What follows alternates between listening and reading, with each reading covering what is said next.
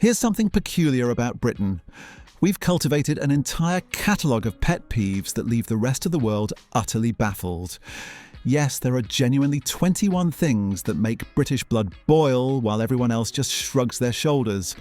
Did you know that British social etiquette has more unwritten rules than our actual legal system? However, what makes this fascinating is that these aren't universal human irritations. They're uniquely, wonderfully, maddeningly British. From defying the sacred art of queuing to the proper temperature of beer, we've turned everyday occurrences into national crises that nobody else understands. Let's start with the big one. Queue jumping. In Britain, the queue isn't just a line of people. It's a sacred social contract, a testament to civilization itself. The psychology behind British queuing runs deep. We experience genuine physiological stress when witnessing queue violations, with visible signs like increased heart rate and muscle tension that researchers have documented in social behaviour studies. The fascinating thing is that British queuing etiquette intensified during the rationing era of World War II, when orderly lines literally meant the difference between getting your weekly butter allowance or going without. This created a cultural DNA that persists today. We've turned waiting in line into an art form where everyone knows their exact position, maintains proper spacing, and collectively responds to any breach of protocol. What's particularly British about our queue rage is the response. We rarely confront queue jumpers directly. Instead, we employ the devastating weapons of loud sighing, theatrical throat clearing, and meaningful eye contact with other queue members. Most Brits would genuinely rather miss their bus than directly confront someone who's pushed in, though a brave few will deploy the passive-aggressive, "Excuse me, there's actually a queue here," delivered with Arctic coldness. And speaking of things that make us uniquely furious, wait until you hear about the tea crimes that could get you socially exiled. That's coming up in just a moment. Making tea incorrectly in Britain isn't just a mistake, it's practically an act of cultural vandalism. The British consume around 100 million cups of tea daily, and there's a right way and about 17,000 wrong ways to make it. The most heinous crime? Putting milk in first when using a tea bag, a practice that many Brits consider genuinely offensive. The science behind this isn't just snobbery.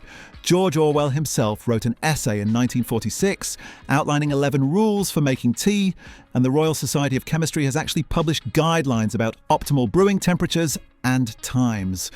When Americans microwave their tea water, it causes a specific type of British horror because microwaving creates uneven heating that fundamentally alters the brewing process. Here's something most people don't know. The phrase builder's tea actually has specific parameters understood across Britain. It should be brewed strong, contain enough milk to achieve a particular caramel colour, and be served in a proper mug, never a dainty cup. The strength is often described as, "you could stand a spoon up in it," though this is obviously hyperbolic. Deviation from these parameters in a British workplace can genuinely affect office relationships. The British relationship with the word sorry defies all logic. We say sorry when someone else bumps into us, sorry when squeezing past someone with ample clearance, and sorry when asking for something we've already paid for. Linguistic researchers have documented that British English uses sorry far more frequently than other English variants, with multiple meanings beyond apology. But here's where it gets interesting. Not receiving a sorry when expected creates genuine discomfort. It's that jarring moment when the social script isn't followed, leaving British people genuinely unsettled. The absence of an expected sorry registers as a social violation that can colour the entire day.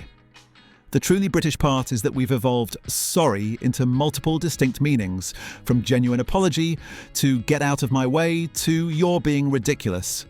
Foreign visitors often don't realise that intonation completely changes the meaning. A rising tone means I didn't hear you, while a flat delivery with sustained eye contact actually means controlled fury. Public transport in Britain operates under an unspoken vow of silence that visitors find remarkable. The unwritten rule is simple: Minimal talking, no phone calls if avoidable, and definitely no noisy food. British commuters have perfected the art of avoiding interaction, developing techniques like the defensive newspaper position and strategic headphone wearing. The cultural roots run deep. Victorian railway companies actually had different classes of carriages with different social expectations. First class meant blessed silence, while third class allowed more social interaction. We've democratised travel but mysteriously kept the first-class silence expectation for everyone. What makes this uniquely British is our indirect response to violations. When someone takes a loud phone call on the train, we don't ask them to quiet down. Instead, we engage in collective passive resistance through synchronised sighing and meaningful glances between passengers, creating an atmosphere of disapproval thick enough to cut.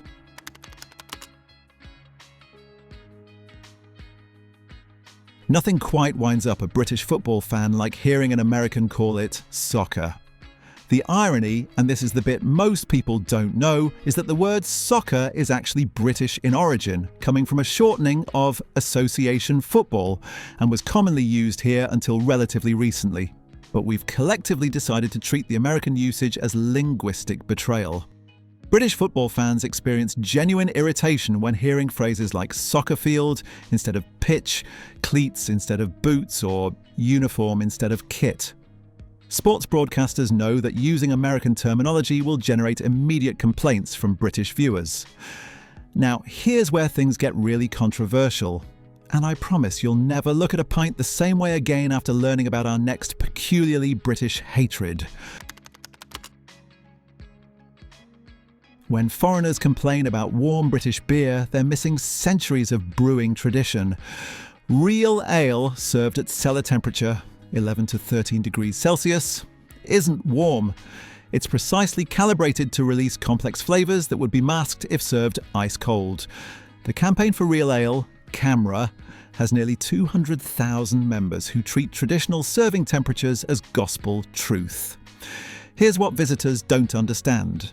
Serving beer at cellar temperature requires more skill than serving it cold.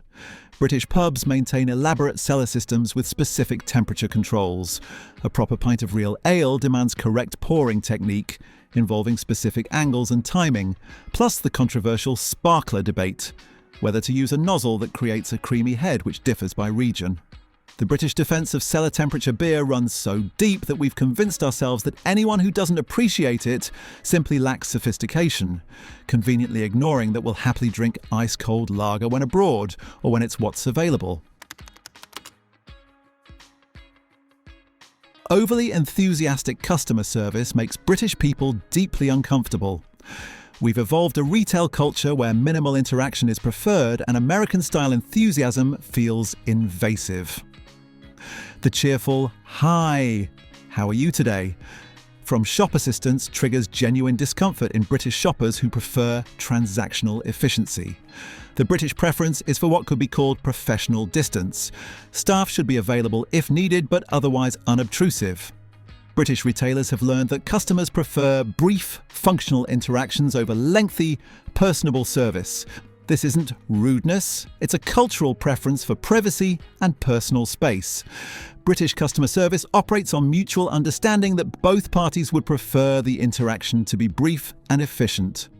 When American companies have tried to introduce greeters to UK stores, the response has often been negative because it conflicts with British shopping culture.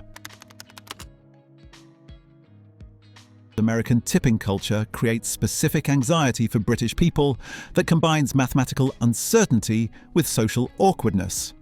In Britain, tipping has traditionally been a modest acknowledgement of exceptional service, not an expected salary supplement. The American standard of 20% feels excessive to British sensibilities. What's particularly British is our approach to service charges. We'll pay them whilst questioning whether we should have. The phrase "service not included" on a British menu creates decision paralysis, as we frantically try to calculate appropriate amounts while appearing nonchalant. Here's something visitors don't realise. British waiting staff often feel as awkward about tips as customers do. There's mutual discomfort about the money exchange that leads to elaborate choreography of leaving cash discreetly and exiting before acknowledgement is required. Loud eating, or what scientists call misophonia triggers, provokes strong negative reactions in British culture. We've developed collective sensitivity to eating sounds that other cultures find completely normal or even polite, like soup slurping in Japan. The British standard for eating noise is essentially silent. We've created elaborate social rules. Soup should be sipped from the side of the spoon, moving away from you. Crisps are best eaten during television commercial breaks, and apples should ideally be sliced to avoid the loud crunch. This sensitivity to eating sounds has become so embedded that many British people report physical discomfort when exposed to loud chewing, treating it as a serious breach of etiquette rather than a minor annoyance.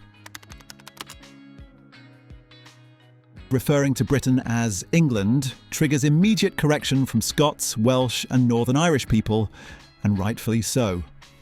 This isn't pedantry, it's about recognition of distinct national identities within the UK. Scotland, Wales and Northern Ireland represent nearly half the UK's landmass and have distinct cultures, languages and histories.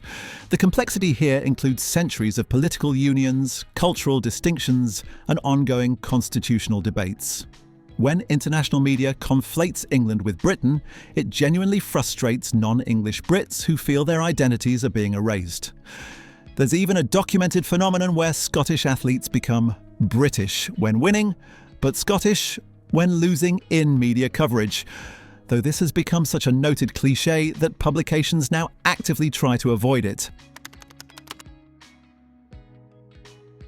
The illegality of jaywalking in some countries absolutely baffles British people. We consider the right to cross roads using our own judgment as fundamental. The idea of being fined for crossing an empty street simply because there's no designated crossing point strikes British people as absurdly authoritarian. British road crossing operates on mutual understanding between pedestrians and drivers. We've developed subtle communication systems, the thank you wave for stopping cars, the apologetic quick step when we've misjudged timing, and the pointed walk when we know we have priority. Our approach to crossing roads wherever we deem safe is so ingrained that British tourists often struggle to adapt to jaywalking laws abroad, viewing them as unnecessary restrictions on personal freedom. The British insistence that pants means underwear while Americans use it for trousers causes genuine confusion. When Americans say nice pants, there's a moment of cultural translation required. This linguistic divide has caused actual misunderstandings in international business settings. Adding complexity, pants as British slang for rubbish creates sentences like, "Those trousers are absolutely pants," which would confuse any American English speaker.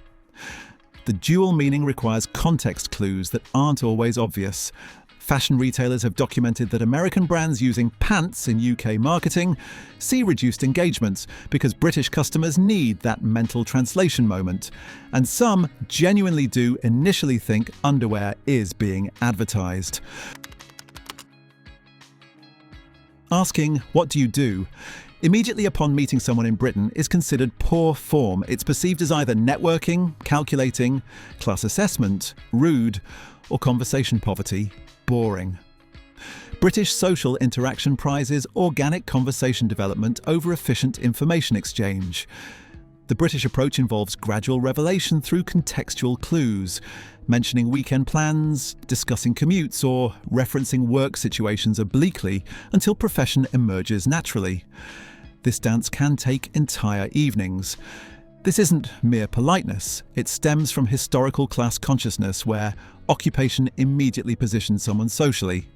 Direct work questions force immediate social categorization, which British culture finds uncomfortable. Brexit remains Britain's most divisive topic, splitting families and friendships nearly a decade after the referendum. The country remains almost evenly divided, with positions often hardening rather than softening over time. Mentioning Brexit at social gatherings risks immediate atmosphere destruction. What makes this uniquely British is our inability to achieve closure. While other nations have controversial political decisions, Britain has turned Brexit into an identity marker. The terms Remainer and Brexiteer have become tribal affiliations that influence everything from newspaper choice to holiday destinations. The phrase Brexit means Brexit has achieved legendary status as simultaneously the most meaningless and most loaded statement in modern British English, capable of conveying everything and nothing, depending on who's saying it.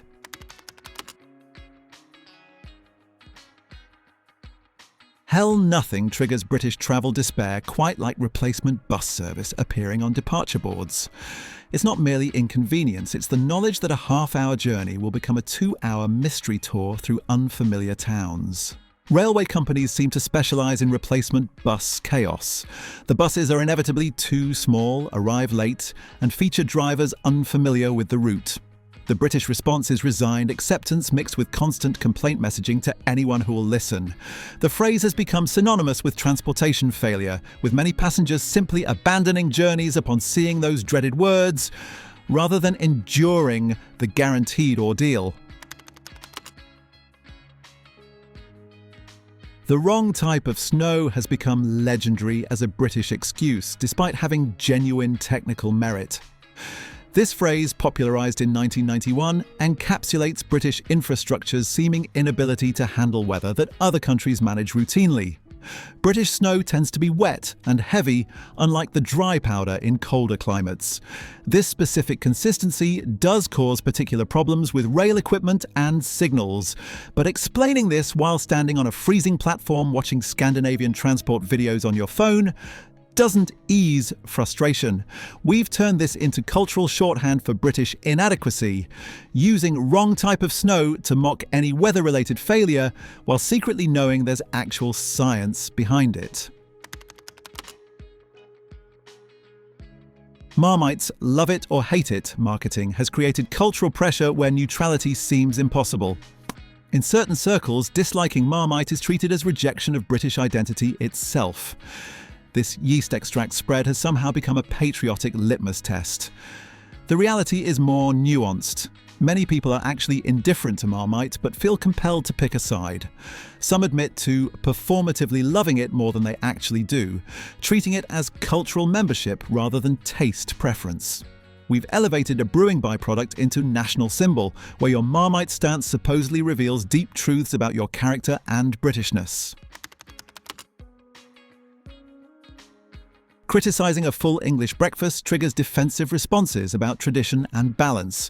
Yes, it contains substantial calories and multiple fried items, but defenders will point to the grilled tomato and mushrooms as proof of nutritional balance. The full English represents cultural heritage that transcends mere nutrition. We're fully aware it's not health food, but treating it as such misses the point. It's about tradition, comfort, and weekend ritual. The presence of baked beans, technically vegetables, provides all the justification needed. This defensive response reveals how food becomes cultural identity, where attacking the fry-up feels like attacking Britain itself. Standing on the left side of London Underground escalators provokes immediate and vocal response. The stand right, walk left rule has achieved sacred status, with Transport for London spending substantial resources on education and enforcement. This isn't merely about efficiency, it's about respecting the collective commute choreography. Breaking escalator protocol during rush hour marks you as either tourist or anarchist. The response involves pointed "excuse me" declarations delivered with enough force to convey deep moral disappointment. The escalator rule has become so embedded that many Londoners apply it everywhere, standing right on escalators in shopping centres where absolutely nobody is walking.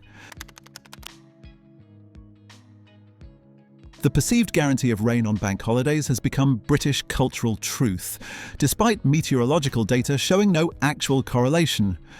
We've convinced ourselves through selective memory that bank holidays attract bad weather as cosmic punishment for daring to plan outdoor activities. British bank holiday optimism follows predictable patterns: ambitious barbecue planning on Thursday, panic buying of outdoor equipment on Friday, and eating burgers indoors on Monday while rain lashes windows. We've ritualised disappointment. Finally, aggressive air conditioning in American-style offices provokes particular British frustration. After complaining about cold weather most of the year, being frozen indoors during summer's brief appearance feels like cruel irony. We've evolved to discuss weather, not control it. Air conditioning set to American preferences forces British workers into the absurdity of wearing jumpers in July, violating natural order and removing our primary conversation topics simultaneously. So there you have it. 21 distinctly British irritations that the rest of the world watches with bemused fascination. We've turned everyday occurrences into cultural battlegrounds, from the sacred art of queuing to the proper temperature for beer.